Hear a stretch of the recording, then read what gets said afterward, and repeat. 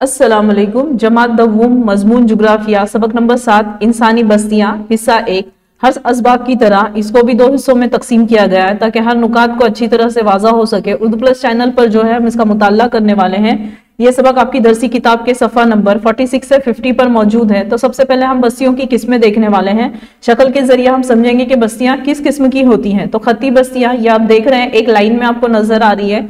खत आपने देखा है ज्योमेट्री में खत किस तरीके से होता है, सीधा होता है। तो उसी तरीके से आपको जो है एक लाइन में ये नजर आ रही है। उसी तरीके से मरकूज बस्तियां, मरकूज बना है मरकज से। तो आप देख रहे हैं एक ही जगह में इतनी सारी बस्तियां हमें जो है नजर आ रही है। उसी तरीके से मुंतशिर बस्तियां, मुंतशिर का मतलब होता है बिखरी हुई।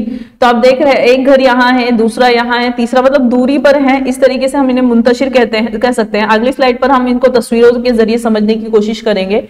तो मरकूज बस्तियां आप देख रहे हैं, ऐसे बहुत सारी इमारतें आपको एक साथ बहुत ज्यादा तादाद में नजर आ रही हैं। ये मरकूज बस्तियां हैं। ये खत्ती बस्ती है जो आपको सड़कों के किनारे नजर आ रही है। खत्ती बस्ती हमेशा सड़कों के किनारे ही नजर आती है। आपने देखा होगा कि जो दुकानें होती हैं सड़कों के किनारे होती हैं और एक लाइन में होती है। इसी तरीके से दूसरी तस्वीर में भी आपको खत्ती बस्ती समझाई गई है। यहाँ पर भी आप देखोगे सड़क है और यहाँ पर भी सड़क है। फिर आता है मुंतशिर बस्ती। मुंतशिर बस्ती मतलब बिखरी हुई, एक जगह से दूसरी जगह। फिर यहाँ पर भी मुंतशिर बस्तियां हैं। तो इन बस्तियों की जो किस्में हैं, कुछ वजूहात की बिना पर ये बस्तियों की किस्में वजूद में आई हैं, जिसका मुताल्ला हम इस सबक में करने वाले हैं। इसी तरीके से भारत मुल्क और ब्राजील मुल्क की जो बस्तियां हैं उनका भी मुताल्ला हम करने वाले हैं कि किन वजूहात की बिना पर ऐसा हुआ है। तो भारत में बस्तियों की तकसीम, तो शक्ल 7.1 अलीफ है और शक्ल 7.1 बे है। तो आपको जो है ये मुंतशिर बस्तियां नजर आ रही हैं। तो इसी तरीके से इस तस्वीर को का मुशाहिदा करते हुए हमें कुछ सवालों के जवाब देना है।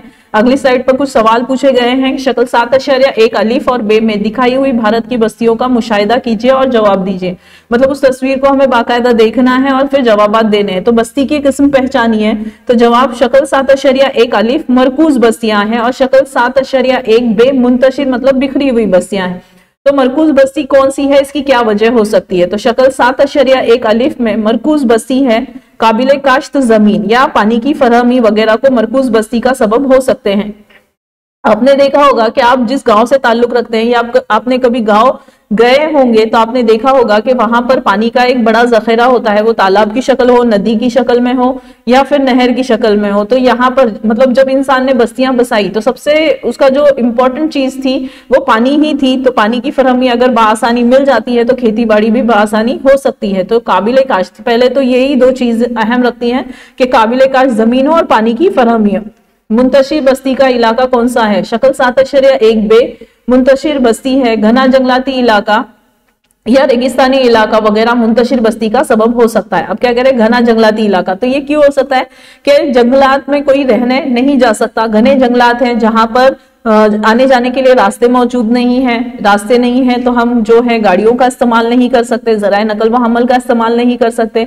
रेगिस्तानी इलाके में सबसे बड़ी वजह तो यह है कि वहां पर पानी की कमी है। इस वजह से यहाँ पर मुंतशिर बस्तियां नजर आती है। अब अंदाजा लगाइए कि ये बस्तियां भारत के किस इलाके की हो सकती हैं। अब जैसे कि आप लोगों ने इससे पहले जो असबाब का मुताल्ला किया है उसके मुताबिक आप ये जवाब दे सकते हैं कि शक्ल 7.1 अलीफ की बस्ती दरिया की वादी की होगी और शक्ल 7.1 बे की बस्ती रेगिस्तानी या दुश्वार गुजार इलाके की। जैसे कि हमें पहले ही जवाब में बता दिया कि 7.1 अलीफ जो है मरकूज बस्ती है। तो पानी जो है सबसे इंपॉर्टेंट चीज है हमारे लिए। तो दरिया की वादी के किनारे होगा, दरिया के वादी के किनारे है तो पानी भी होगा और ज़राती जमीन भी होगी। फिर दूसरे में रेगिस्तानी या दुश्वार गुजार इलाका होगा जहां आने जाने की सहूलतें मैसर नहीं हो सकती। इस वजह से वहां पर जो है मुंतशिर बस्तियां नजर आती होंगी।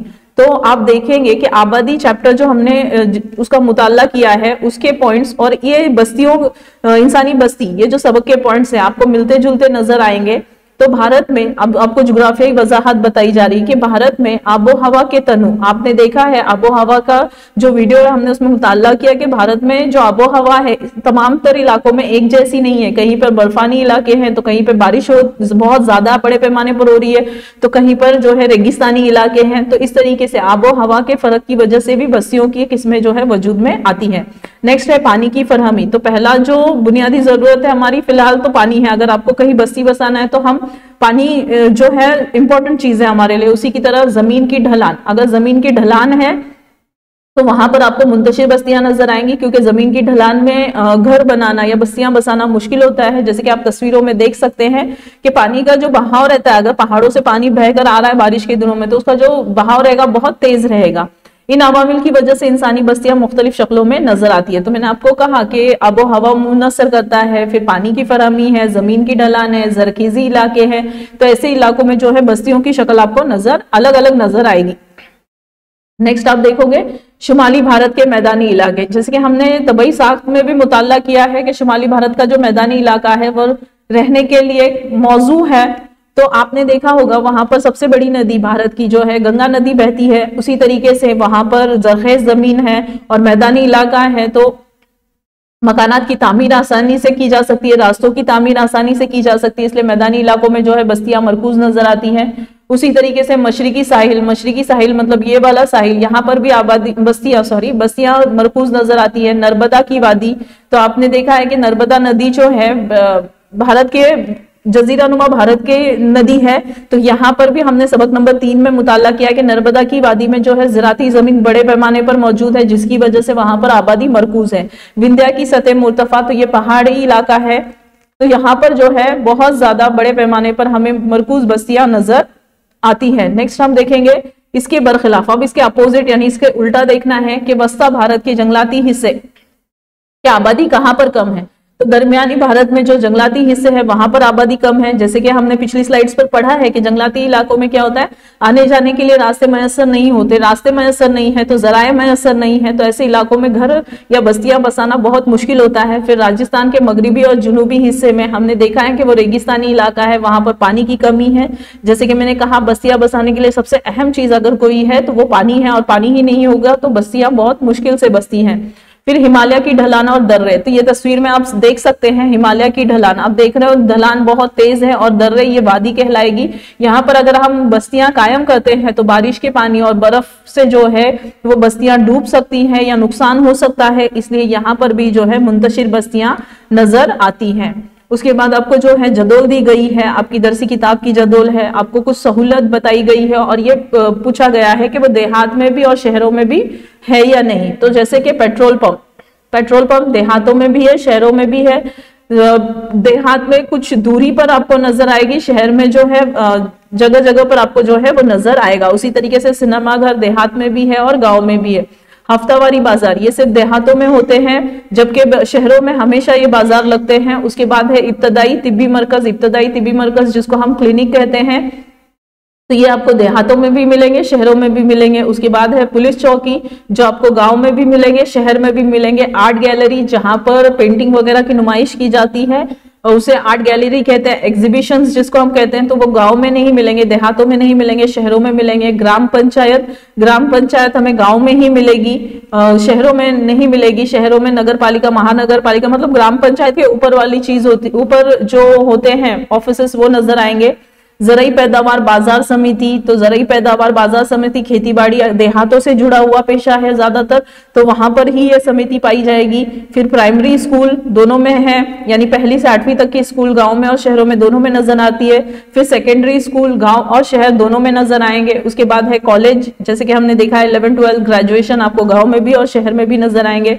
फिर आता है दुकान, दोनों में है गाँव और शहर। मल्टी स्पेशलिटी हॉस्पिटल, तो आपको क्लिनिक और मल्टी स्पेशलिटी हॉस्पिटल, इब्तदाई तिब्बी और इलाज और मल्टी स्पेशलिटी, यहाँ पर क्या होता है कि इस हॉस्पिटल में तमाम तर सहूलियात, तमाम तर मशीनें मौजूद होती हैं जिससे आसानी इलाज किया जा सकता है। उसके बाद आता है मेट्रो स्टेशन जो है, हाँ, मल्टी स्पेशलिटी हॉस्पिटल आपको शहरों में नजर आएगा। आपने देखा होगा कि देहातों से लोग इलाज के लिए शहरों की तरफ आते हैं।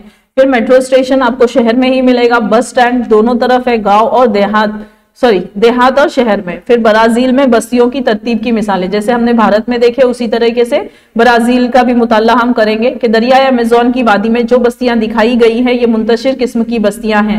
अब फिर हम वजह क्या देंगे कि यहाँ पर बहुत घने जंगलात है। तो मैंने आपको पिछली स्लाइड्स पर भी बताया है कि आबादी चैप्टर के और इंसानी बस्ती इस जो चैप्टर के पॉइंट्स आपको मिलते जुलते नजर आएंगे। तो उसी तरीके से जिस तरीके से आबादी घने जंगलात में नहीं है, उसी तरीके से बस्तियां भी अमेज़न के घने जंगलात में नजर नहीं आती, मुंतशिर हैं।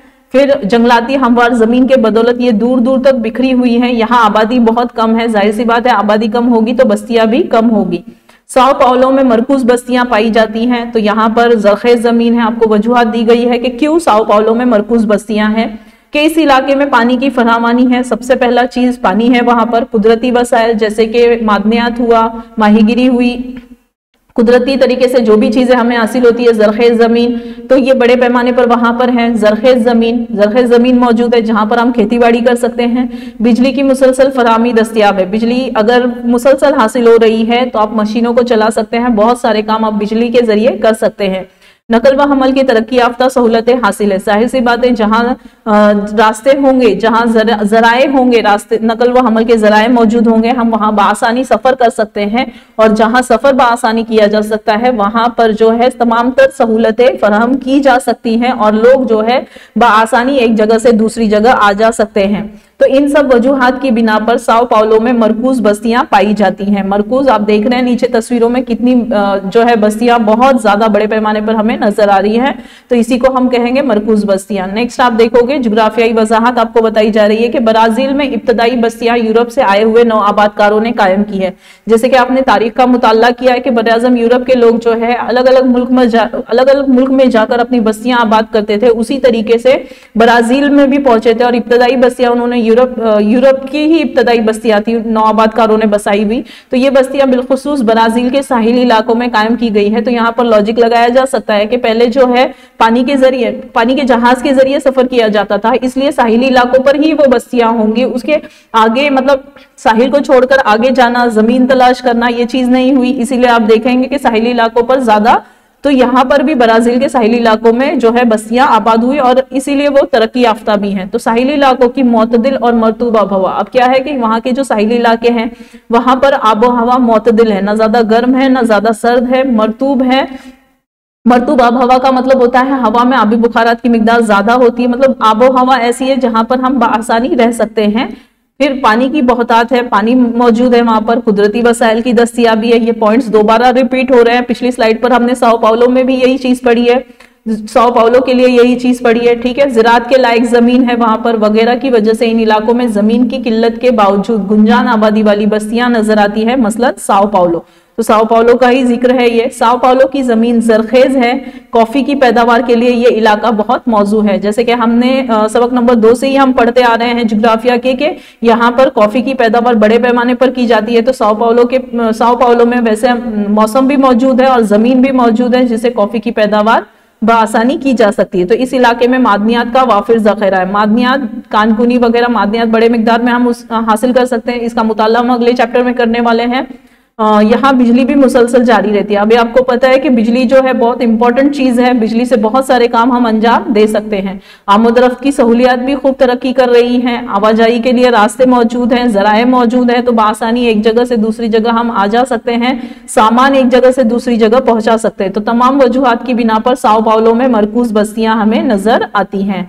नेक्स्ट आप देखोगे कि ब्राजील के शुमाल मशरिक के बुलंद जमीनी इलाके में कम बारिश की वजह से ज़राअत को ज्यादा तरक्की नहीं हो सकी। जिस तरीके से हमने भारत का मुताला किया मरकूज बस्तियों का, उसी तरीके से हम ब्राजील की भी मरकूज बस्तियों का मुताला करते हुए वहां मुंतशिर बस्तियों का भी मुताला करने वाले हैं।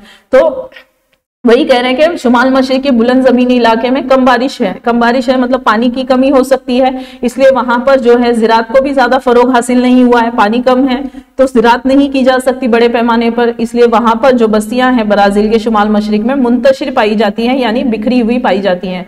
तो साहिली इलाके ब्राजील के अंदरूनी इलाके अमेज़न दरिया की वादी की सिमत हो जाते हैं, इंसानी बस्तियां कम आबाद होती जाती हैं जिसकी वजूहात दर्जा झेल है। मतलब आप साहिल से आगे की तरफ आते जाओगे, नक्शे में आपने देखा है कि मशरिकी हिस्सा है, शुमाली हिस्सा है साहिली इलाका, तो वहां से जब आप अंदर की तरफ आते जाओगे तो धीरे धीरे आबादी क्या होगी, बस्तियां आपको कम नजर आएंगी।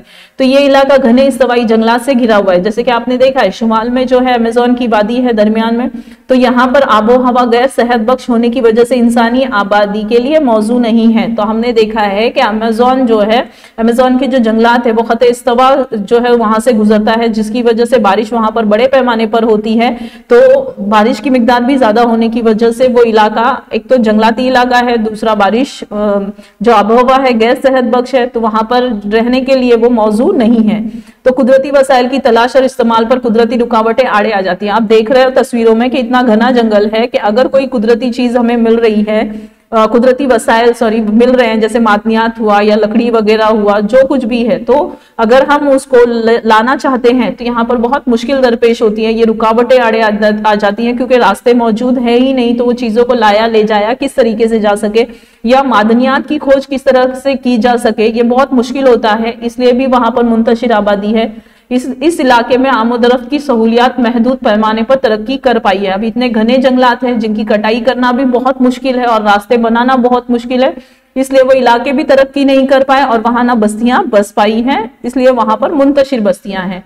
तो इस वीडियो में हमने मरकूज बस्तियां, मुंतशिर बस्तियां, खत्ती बस्तियां, भारत और ब्राजील और उनकी वजूहात का मुताला किया है। इंशाअल्लाह अगली वीडियो में जो है हम अगले टॉपिक्स यानी अगले नुकात का मुताला करेंगे। अगर ये वीडियो आपको पसंद आती है तो लाइक कीजिए, सब्सक्राइब कीजिए, शेयर कीजिए। जज़ाकल्लाह।